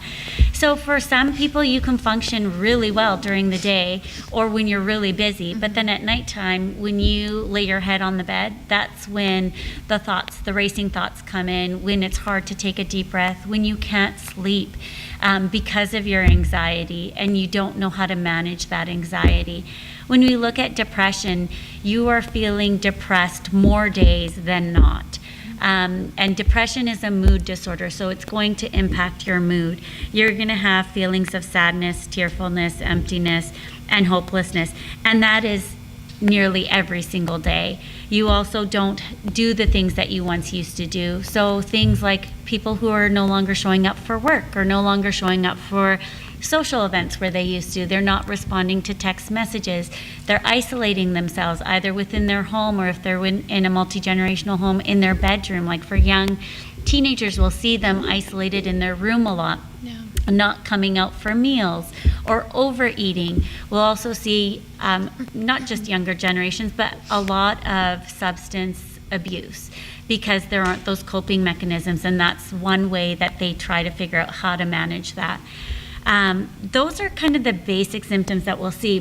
What I'd like to say is if you feel like you have any sort of mental health component, it doesn't need to be a disorder or a diagnosis. There's a whole spectrum, right? You can have no anxiety to having an anxiety disorder or a mood disorder. But in between that scale, you can have variations of things that are not helping with your daily functioning. So you don't need to have a diagnosis to ask for help. And that help can be from a family, a friend, your family doctor, your care provider, a teacher. Social media is a double-edged sword, but there are a lot of pages out there where you can seek advice, get information. And also, I know there's like the Google doctor, but there's also, you can say like, this is what I'm feeling, what would the symptoms be? Don't self-diagnose, but it can give you maybe some tools to have a conversation when you go to your care provider. And counseling doesn't have to be when you are in crisis. You can go because you want like a tune-up, just as you take your car, or you go to an accountant to get your taxes, you go to a dentist, you do a physical with your GP.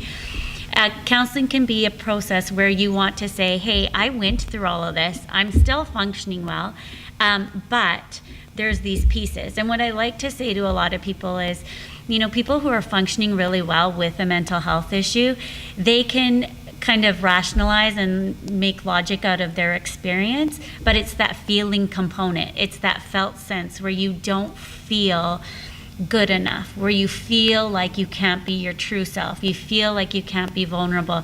You're having challenges in your relationships. So it can be a family member or an intimate partner, but that same cycle is still continuing. So you want to learn where you learned those patterns from, and why that's how you're expressing what you're expressing. I think the biggest thing that everyone has shared is that no one is alone in their experience. Sharing your story is empowering. That vulnerability is strength. And the moment that you own your story, whether it's good, bad, and ugly, we all have those components. No one is unique of having stuff that they're carrying with them, baggage that they're carrying with them. So I think if we normalize that people will seek help, people will reach out, and more conversations will be had. I think COVID highlighted the fact that there's issues, and that mental health is health, and there is a need for mental health services. So I think, all this stuff was there before COVID, and it'll be there after COVID, but, it kind of gave people permission to talk about mental health and to say, I'm not doing well. And you don't have to have this fancy terminology or have to explain why something is happening. You just have to say, I want some change. I want to do better. I don't feel good.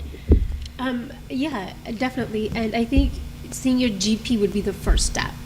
If you can't find anybody that you can talk to in a family or a friend that you don't feel comfortable with. And I know we also say that,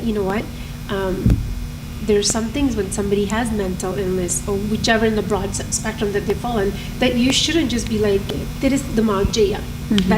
That's how much that comes from our community. You talking to a parent or somebody that's older, like, nahi tere damag jaya, koi nahi tu cha pila, the man hor passe lala, go do this, and or go do that. But mental health doesn't go away like that. Yeah, so and we as have to recognize too, that. Like as a human being, it's already hard enough to tell yourself, hey, I have a problem. Because we don't ever want to say we have a problem. We are never the problem. And sometimes it's you have to just admit, hey, I have a problem, I need to seek help. And then once you get to that point, it's like, okay, well, who can I talk to that's going to take me seriously and is going to believe that I have a problem, and it isn't offering you a cup of cha, and to be like, hey, here, watch some TV, have a cup of cha. And again, I think it takes me, like earlier I was saying, using the right words. Don't say that, hey, I'm just sad. Say, hey, I've been feeling this way. This is how long I've been feeling this way. This is what my mind is telling me. Or if you are, sometimes people they want to physically harm themselves, and so if you're feeling those thoughts, to vocalize, like, listen, I'm not okay. I want to run away, or I want to, and I think that's the most important thing, and start there. And, and if someone's coming to you. Or telling them to, just, it could be worse. Snap out of it. Yeah. You could have had it worse. Or you know what?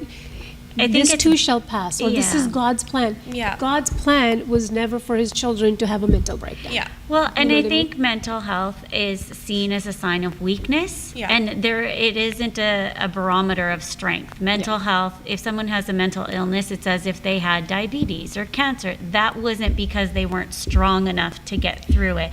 It is a health category and component for a reason. And things that will help someone who has a mental illness can be medication, can be counseling and support services. But the other piece I want to say, and Sharon, you reminded me, is, when people are very, very depressed, or you're at the height of your anxiety and you feel like I don't have any other option, people are suicidal. And we've heard from a panel of 7 that 2 out of the 7 had experiences where they wanted to take their own lives. If you are at that place where you feel like, I don't know how to change this, and the only thing I can think of is harming myself, or I want to kill myself, get help. Call 911. Go take yourself to an emergency room, because it doesn't have to be the way you're feeling right now. If you feel like I'm having these thoughts, I'm not going to act on them, but I'm having these thoughts where I just don't want to be here, there's crisis line services, and we have links to that. I also have the number just here in Canada, which is Crisis Services in Canada. It's both in English and in French. And the number is 1-833-456-4566. They also have a text option. You can remain as anonymous as you want in terms of your text options. Sometimes it's just having someone to talk to, and whoever you're surrounded by may not be the safest people for you, but there are outlets there for you. There's the kids helpline as well. And we'll link these numbers. Yes, we'll yeah, link we all have the some numbers already. and all the support. Yeah, we have some already on our IG handle, for Roundtable, and realizing that 4,000 Canadian in a year take their life to suicide. The numbers are staggering, and 70% are men. That's why even in our Zoom meeting, and I wanted to highlight, we have to highlight that men are 70%. That's a lot, you guys. And the reason also is that así que ande strong, yeah. Kids, boys don't cry. Don't complain. You're strong. You're the guy. I would just say be a man. Right? Be a man. Yeah. But you know what? Be a man, be a woman. You know what? We're human at the end of the day. They have feelings like we do. They hide them better. They don't know how to express their feelings. So, and again, if you see the signs in the male figure in your life, ask them to see Tika, like, what's wrong? What's bothering you? Talk to me. If you don't want to talk to me, talk to someone. Find them the number. Do the legwork for them. And one thing, I'm going to talk about myself now, but before I begin, one thing we should keep in mind is when somebody tells you, I am going through this, be it they're going through it work-related, personal experiences, family, whatever, you never say to them, you're not strong. That's why it happened to you. That's not the reason. The reason they're talking about it is because they are strong. And that is one thing. Please do not, I beg you, don't say to anybody, you're not strong enough. We have men and women that fight in war. They come back and they get diagnosed with PTSD. Are they not strong? They're strong. They're fighting for their country. They're fighting for what they believe. They're coming home with amputated body parts. They're strong. But you know what? They have seen so much trauma, death, and they don't know how to deal with it. It's not because you're stronger, and that's why it's not happening to you, and it's happening to the weakest one. That's not what it is. Let's change our mindset. I was diagnosed with PTSD 2 years ago, and so now being in therapy, it started from 1984 riots. I was a little child, and my mother was walking with me we were going to take a bus to the Gurdwara where somebody tried to snatch me out of my mother's arms, and my dad used a shotgun to protect us. For that little mind, it didn't matter. I didn't know anything. I was a child. And then I was adopted, and I moved to Canada and lived with my adopted family, and it was my mama that adopted me. And nobody can ever, I'm just going to say, nobody can ever replace your parents. And that being said, so I suppressed a lot of issues that I faced. Then I started, and then I became a first responder. And during that time in my career, I saw a lot of suicides, and that happened on my watch. Be the one I found them. Actually, they were all the ones that I found them, and I didn't know how to deal with it. It was a new environment for me. The one advice that I got from one of the managers on duty was, "Hey, rookie, hit the gym, not the bottle." And to this day, that sank in. So I got off work, I went to the gym. First, I cried on my drive because what I experienced was not something we experience in a normal day-to-day life. And it continued for years and years. I started having physical ailments. My right arm started going numb. My shoulders were so sore. I started having migraine headaches. I couldn't sleep. And so I thought the better way to deal with this is so it doesn't bother is fill up my plate, keep myself so occupied that I don't have time to think. And Rita, like you mentioned, it did catch up to me the second my head hit the pillow. So 5 years ago, I transferred into another place, and I was doing better. And this ailment also affected me being able to have another child because of the stress and the way I was suppressing everything. And at that time, because it wasn't diagnosed, we just thought that, I just can't have another child. And I embraced that. I think it took me a few years to be like, you know what, it's okay. That's what Vaheguru wants from me. I'm happy with one child. Lo and behold, I transferred out, stress got a little bit low, and I was pregnant. And after my pregnancy, when it was time to return back to work, I started getting a lot of symptoms. It was almost like being hit by a train. I ignored it. I always had justification for what I was feeling. I wasn't able to sleep, that feeling in the pit of your stomach, that feeling on your chest because it's so heavy.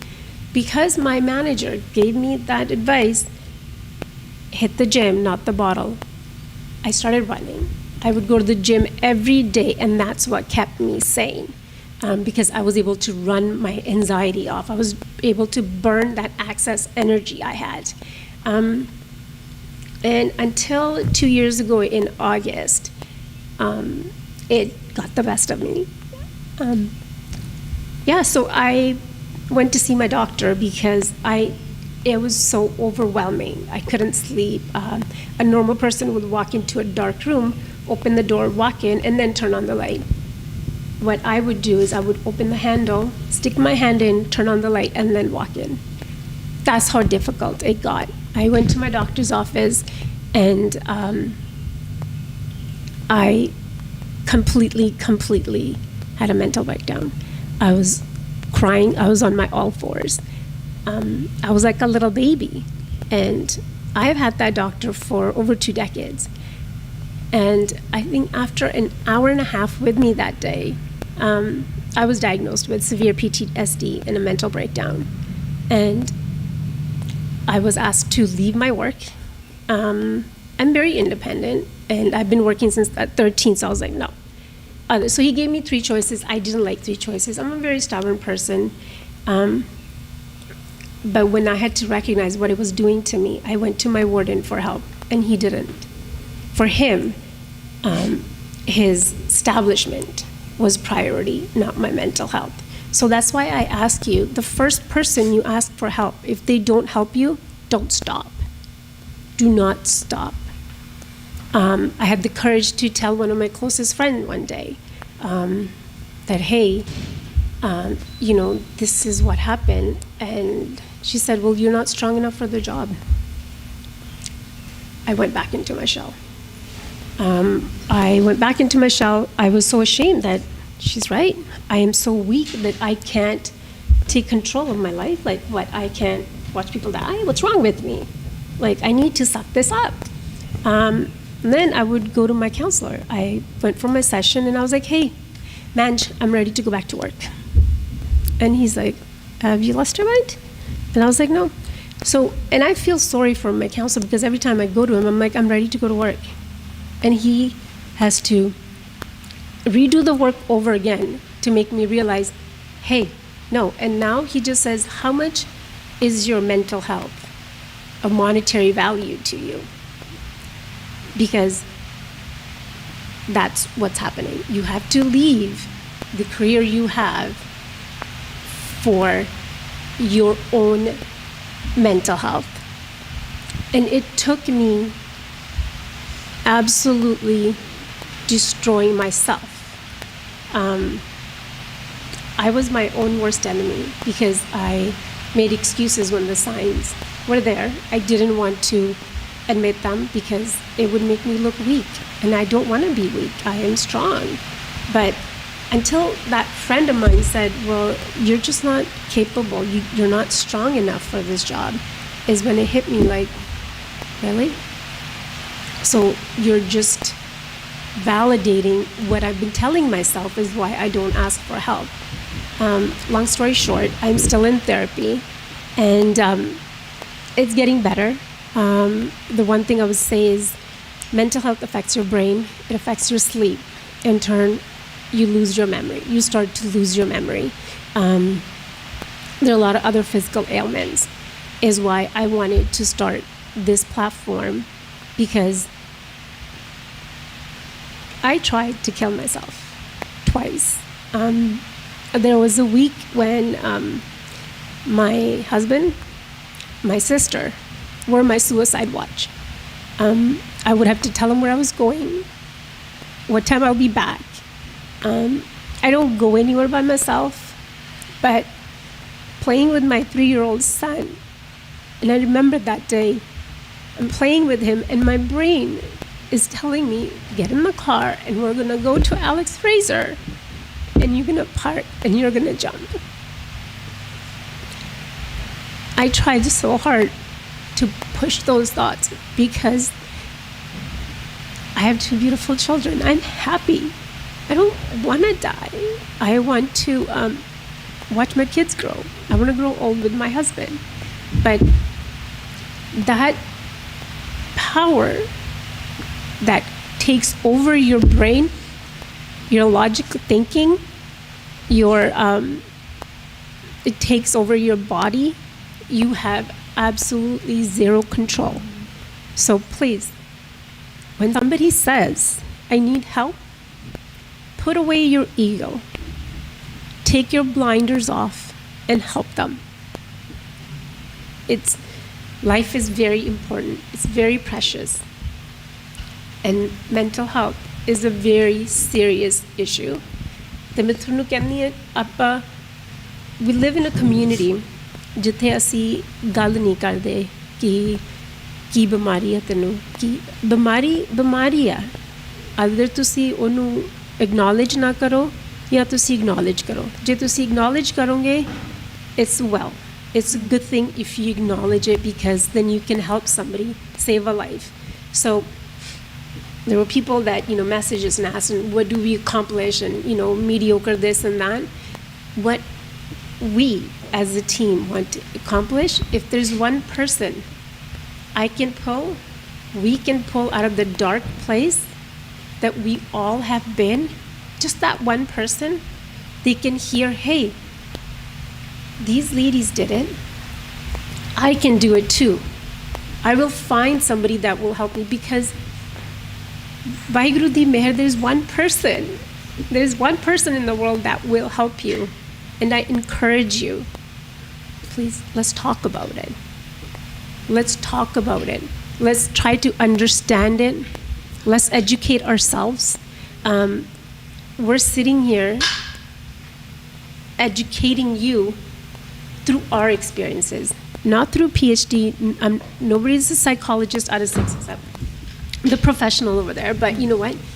We're not. But what we're telling you is this is what we felt. These are the signs we saw. This is the dark place we were at. This is how helpless and hopeless we were.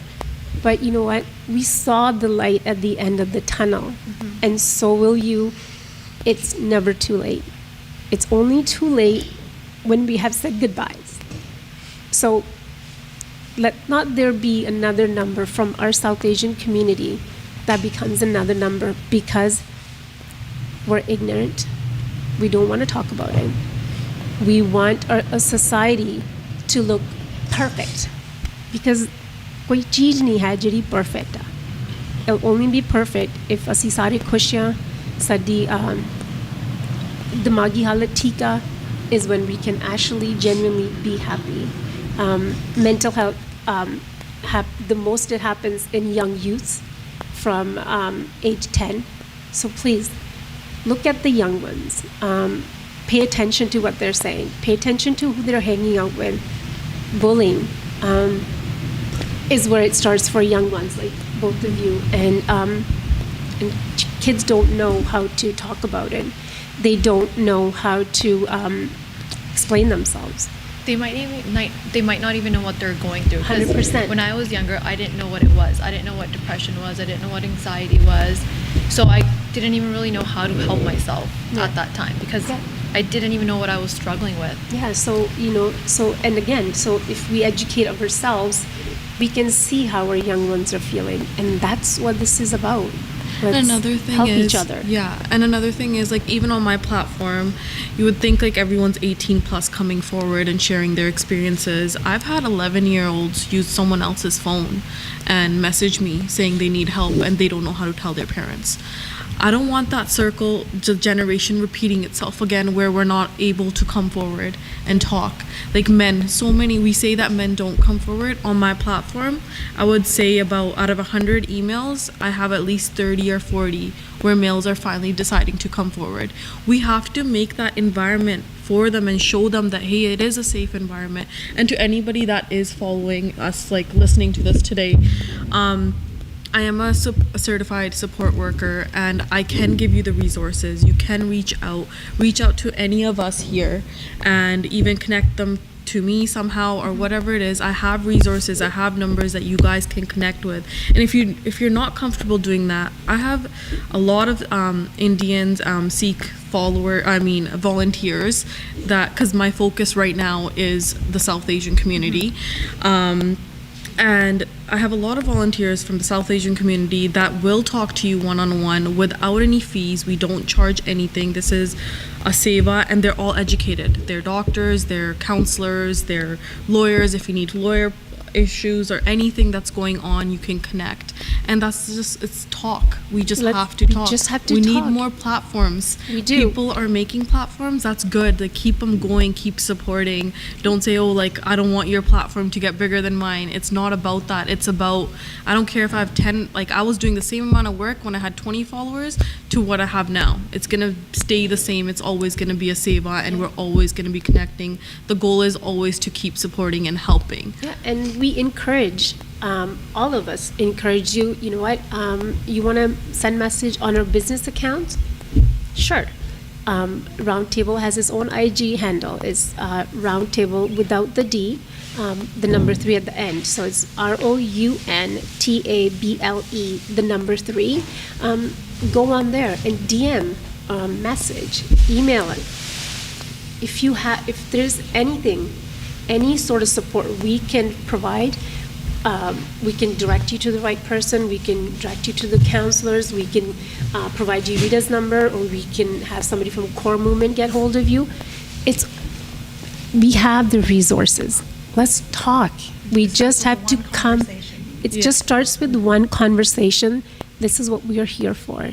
And, there's always bad, yes, but there's always good. We got so many messages that were encouraging, like, we're so glad you guys are doing this. It's about time somebody did it. Or, this thought was in my head, and now you guys are doing it. It's good. Because we got so many, and you guys sent so many other topics that you wanted us to talk about, because at that time our focus was mental health, because this is very, very important in every community, especially in South Asian community. And so now we are working on our next segment. So we ask you, what issues you want to talk about? Send them to us. We have gone through every single one of them, and then we will come up with the most asked, most requested, most talked about, and we will bring that. Of course, there'll always be a professional on the panel, because we're not professionals.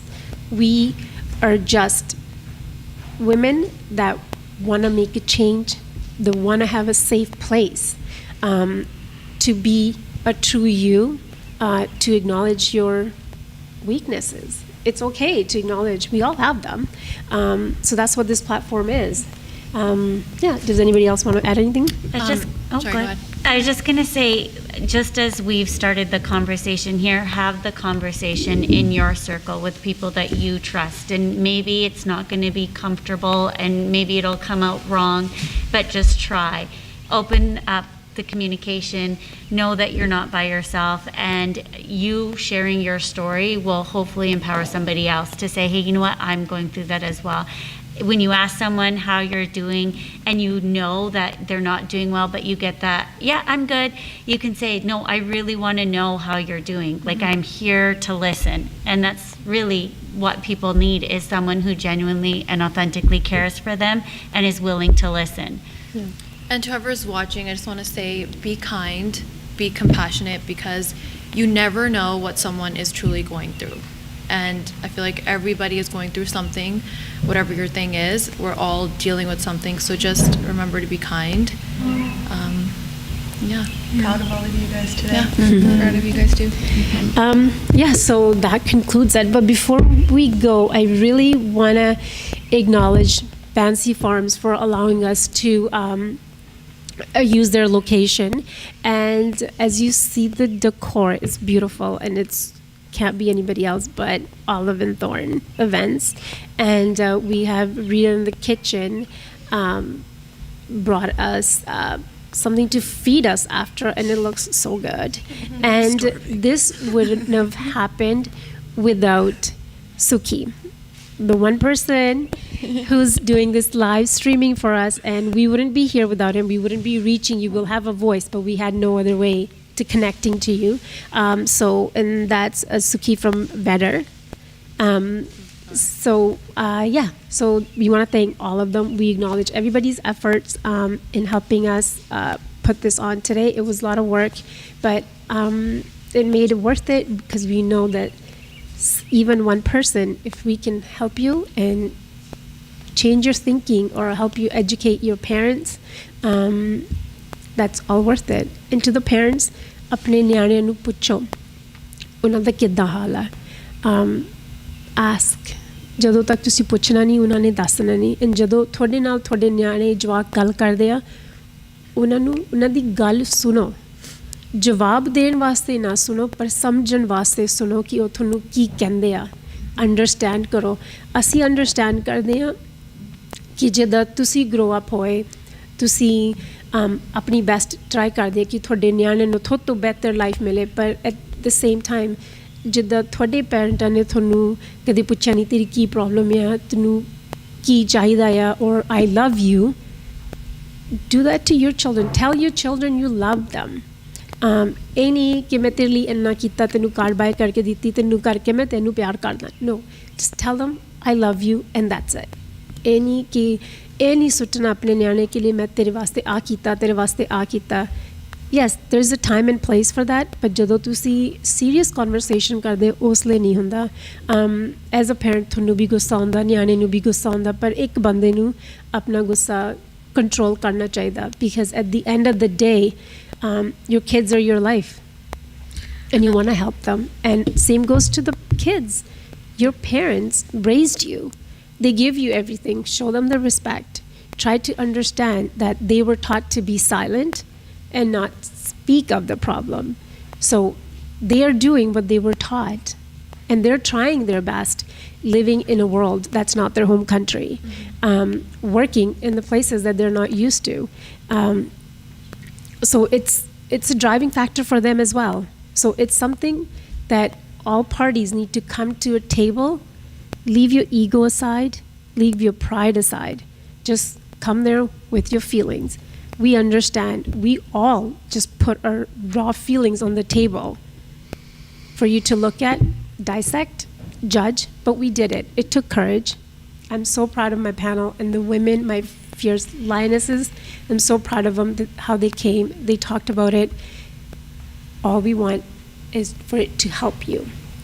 Another thing I did want to add was, you know how we say like victims are coming forward? On my platform, abusers do come forward, and they do ask for help. I get several like that, and I'm not turning anyone away. You're allowed to come and get support. If you think that you have abused someone, or you know that you have, and now you want to heal, and you want to make sure that you don't repeat the cycle and do it to someone else, you're more than welcome to come and get help. Yeah. And so that's I'm one so thing glad I you wanted brought to that. mention. This almost slipped my mind. So before we go, because we're almost ready to go, I would like to ask Preen, the post you put this morning, I found it so disturbing. My heart broke, I think, in a million pieces. I was already nervous for this, but when I read that, I was just like, you talk about it. So that's why I went to sleep at 6 a.m. this morning, because I received this message around 12 o'clock with the video from Kamdi Rakhi, the platform that I work with. It was pretty much, I'll explain a little bit about it. There's 3 people, 3 men. It's very, sorry, I didn't mean to cut, but it It's a is very trigger disrupting. Yeah. So we do warn you, if you're going to listen and watch this, it's pretty disturbing. So please, if you have any children, you don't want to have them in the room. It's very, very disturbing. I won't go into that many details, but there's 3 men and a woman that was involved in raping a female, and it was recorded. But the thing that was done was the woman and the man, they held her down, and a bottle of liquor was put up her, pretty much. And then the men's 3 feet were up in there at the same time, and the video was about, I think, 4 or 5 minutes that I had to watch about 30 to 40 times just to get the screenshots of their faces. And I'm telling everyone to spread the word. We need information of each single person. I am personally giving $1,000 to anybody that will tell me who the female was, the woman in that video. Another 10 luck, which is $17,000, will be given to anybody that can bring them all forward, and just tell Kamdi Rakhi or me personally who those people are, so we can find them and make sure bring justice. Bring up justice. Yep. So I know people are watching this everywhere around the world. So this is actually a plea कि जे तुसी video देख के दसोगे कि ਉਹ 2 ਬੰਦੇ 3 ਬੰਦੇ ਤੇ lady ਕੌਣ ਆ ਤੁਸੀਂ ਪ੍ਰੀਤ ਨੂੰ ਮੈਸੇਜ ਕਰੋ ਤੁਹਾਨੂੰ ਪਰਸਨਲੀ ਕੁਝ ਨਹੀਂ ਹੋਣਾ ਤੁਹਾਨੂੰ ਇਨਾਮ ਮਿਲੂਗਾ ਪਰ please come forward. Let's help the victims and let's put these It happens people so much away. in India. So It's very It's common in something that- India. Rape is very common. And the first instinct is going to be, even if you know who these people are, is like, oh, we're not going to get involved. ਅਸੀਂ ਨਹੀਂ ਕੁਛ ਕਹਿਣਾ. And Yeah, that's and back that's so again to wrong. let's not Yeah. be That's- silent. That's why this keeps happening over and over again, is Yeah. that culture. It has to stop. Yeah. And you know what? And we will try to educate you guys as much as we can, but we will also ask you for help. Educating people at your home, your friends, your family members. That's how we can educate everybody. So I want to say thank you for joining us, and thank you to all you ladies, and especially Rita, thank you for coming on. Bringing Thanks your for organizing this, Raj. I think it's about time that it happened, and you Thank kind of you. took the lead. So And the reason I started House of Saesah was because that was my way to deal with what I was going. That was Creative outlet. my coping mechanism, was to start that. So from House of Saesah, I got a strength to start this.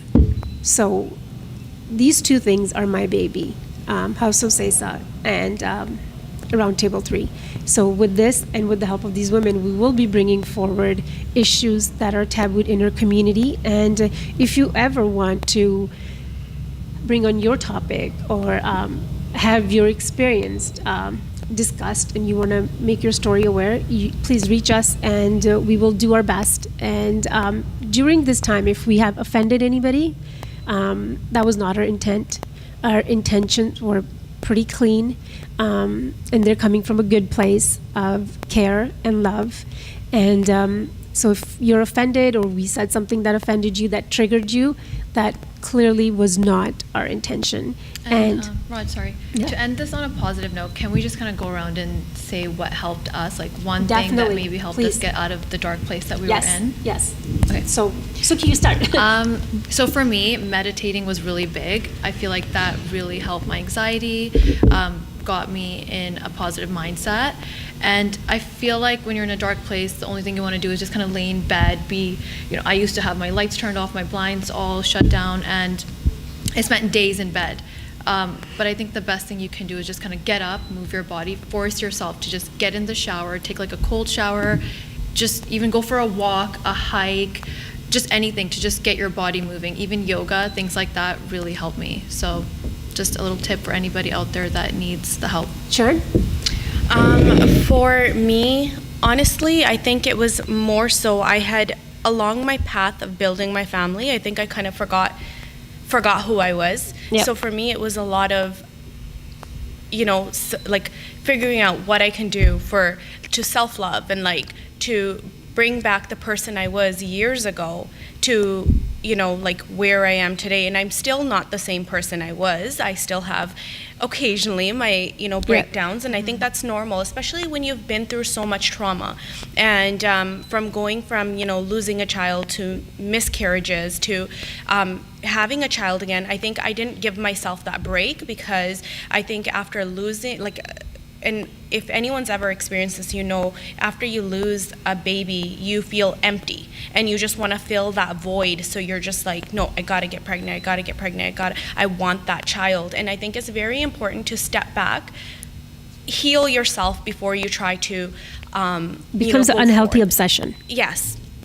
And then, of course, everything that Suki just said, go out, breathe, learn to breathe. And I think, yes, and I just saw a video actually on a friend who is also a counselor, and this morning she posted a video of breathing exercises, and I was like, that's amazing, because I think a lot of people don't actually know that you need to just shut everything off and learn to breathe. Just like take that couple seconds. And I know I wear an Apple Watch, and there's moments when my Apple Watch goes, okay, take a breath, it's time to take a breath, and I'm like, yeah, so I think it's just, helps. yeah, it really does help. Shannon? My advice to anyone who's struggling with any of these issues when it comes to sort of family issues and like rules that are put on to South Asian women or what our expectations are, I would say is question everything. Question everything. Why are you being told you have to marry a certain caste? Start to recognize that you are systematically told your needs don't matter, and in fact, Break the cycle. Right, in fact, they do. Do things for your future that are going to benefit you, and that's not selfish. That is self-love. That's self-care. Yeah. That is self-care. Yeah. And you're not, you'll be a better human being for it. You'll be a much happier human being, and your life will be a lot more positive if you just view it through that lens. Yes. And it's okay to cut people off, 100%. whether it's your sister, whether it's your brother, whether it's, Okay. cut them off. Happy note. Yes.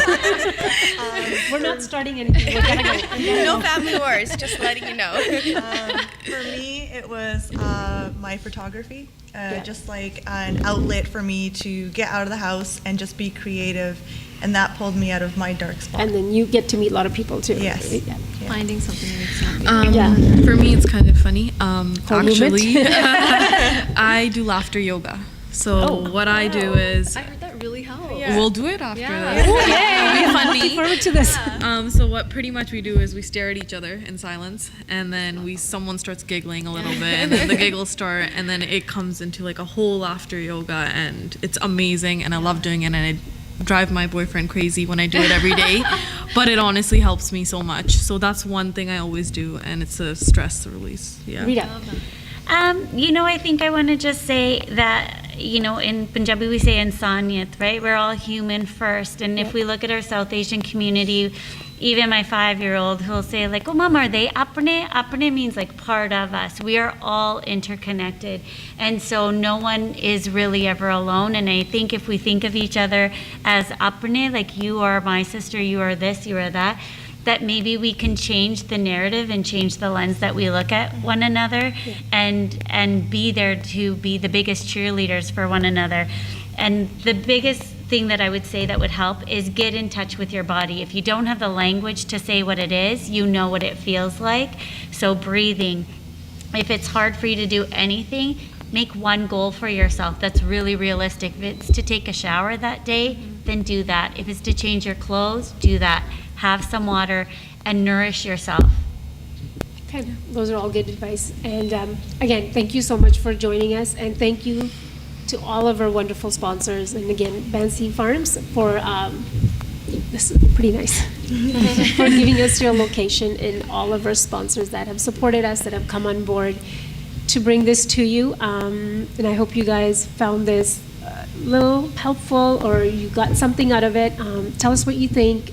Give us your feedback on anywhere you want. You have 7 of our platforms, or you can go to the platform that's designated for this is Roundtable. So please let us know how we did, and hope you guys enjoy the rest of the long weekend. And